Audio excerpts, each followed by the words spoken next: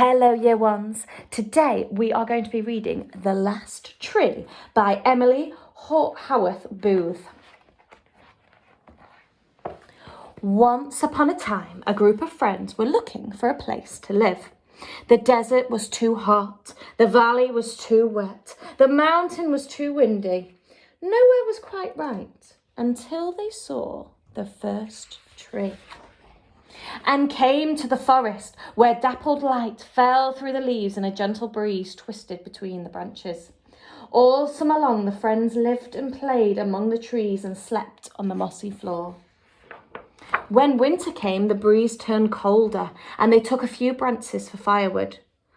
But where they had taken the branches, the rain came through and put out their fires. They chopped down a few whole trees to build shelters, but that made the forest cooler still. So they cut down more trees to turn their shelters into cabins. Soon it seemed that the more wood they took, the more they needed to take. When summer returned, the sun blazed down and there weren't enough trees left to shade them. Yet a few more branches made a pleasant porch. Before long, the people became skilled carpenters, and all summer they worked hard to make the perfect village.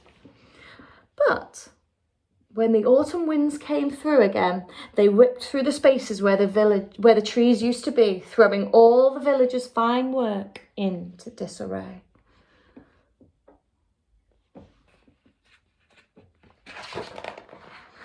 They needed a new plan, one that would solve all their problems forever.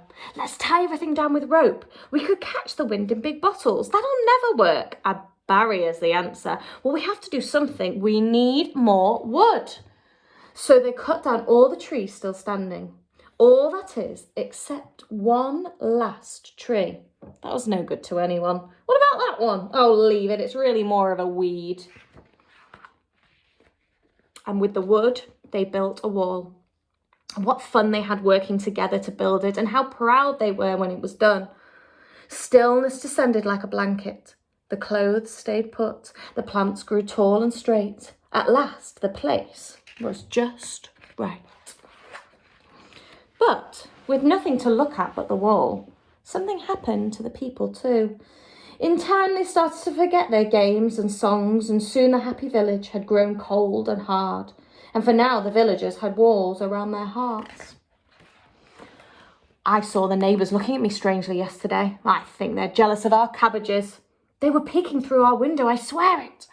Perhaps we ought to reinforce the door, fence the garden, board the windows. It had taken all the wood they had left to build the wall. And so, before long, each parent, thinking they were being clever, said the same thing to their child. Remember that last tree? The one that was more like a weed, tiny and weak? Well, we need to stay inside and guard the house. So will you take this axe? Go out beyond the wall and see if it's still there. Chop it down and bring us back the wood. Get it before the neighbours do. But when the children, creeping out beyond the wall, found each other by the little tree, they soon forgot their task. They laughed and ran and played and sang and tended their tree and gathered its seeds. And each day they visited, it grew a little taller and more proud, until they knew they could never cut the last tree down. Meanwhile, each night the parents asked their children why they hadn't brought back wood. But when the children talked about the tree and how it made them feel, their parents wouldn't come outside to look or even listen. That's when the children knew what they had to do. They started to bring home wood, but it wasn't from the last tree. And when it was delivered, plank by plank, their parents didn't question why it was so long and straight and smooth. All they said was, "Oh, this'll do just fine. Oh, that's good." They boarded and banged and fenced and reinforced and never once looked out or up. And it was only when the wind rushed into the village, rattling their boarded up windows and knocking down their new fences, that they ran outside and saw that despite all of their new wood, the last tree still stood. In the bright daylight, they remembered that they were old friends, not enemies. And when they heard their children playing in the tree and saw how the cool wind twisted gently through its branches and the sunshine fall in dappled shadows to the ground beneath, they were reminded of how things used to be. Then, all at once, they understood what they had done and how, perhaps, they could begin again.